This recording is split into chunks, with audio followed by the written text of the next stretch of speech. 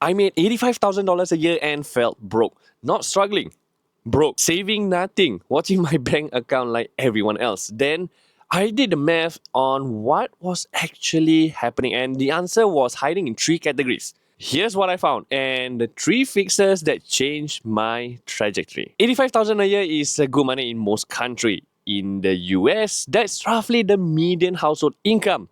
In Singapore, that's solidly middle class. In Manila, that's solidly upper middle class. So why would someone at that income feel broke?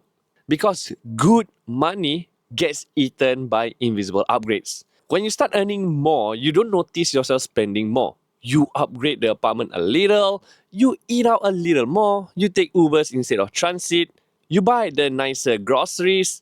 None of it feels like a decision. It feels like life. But added together, it often 30 to 50% of the race gone. The trap is that every individual upgrade felt small. None of them felt like the problem. The math showed me they were the problem. Let me show you the three categories that were eating my 85,000. League 1. Housing. I moved into a nicer apartment when I got a raise. Not a mansion, just nicer. My rent went from $1,500 to $2,200 a month. $700 more. $8,400 a year.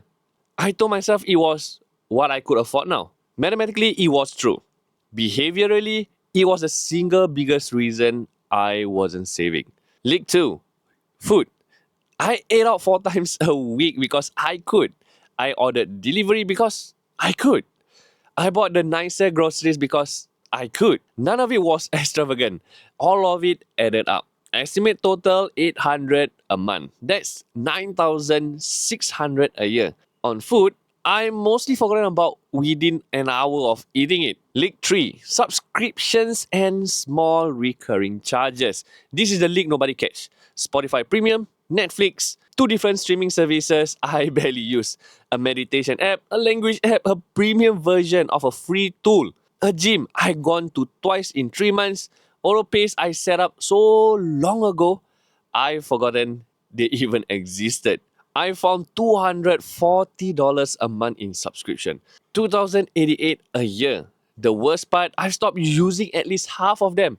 The money was just leaving quietly every month. So here's a total of the 3 leaks. My housing upgrade is about $8,400 a year. My food creep is about $9,600 a year. My subscription creep is about $2,880 a year.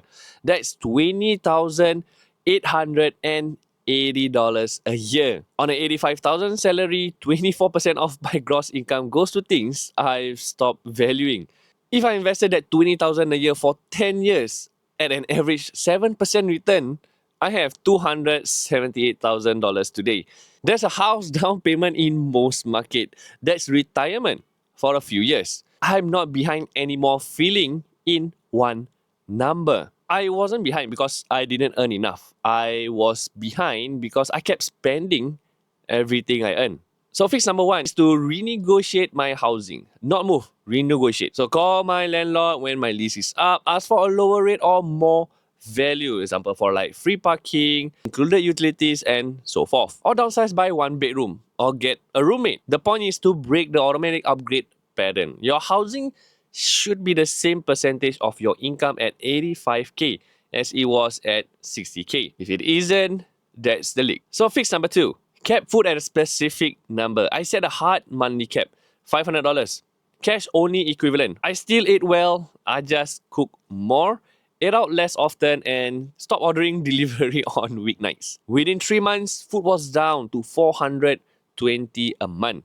That's $960 a year saved, with zero impact on my actual quality of life. Fix number 3, subscription audit. Every quarter, set a calendar reminder.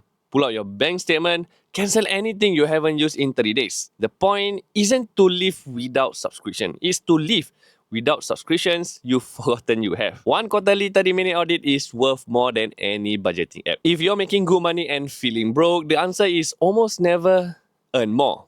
The answer is to stop the invisible upgrades you made when you started earning more. The math works the same at 35,000, 85,000 or 150. Run your own numbers. The leaks are usually smaller than you think, but they're always there. And for the next video is a budget system that took me from $0 to $1,000 in 90 days. No app, no spreadsheet. Subscribe so you don't miss it.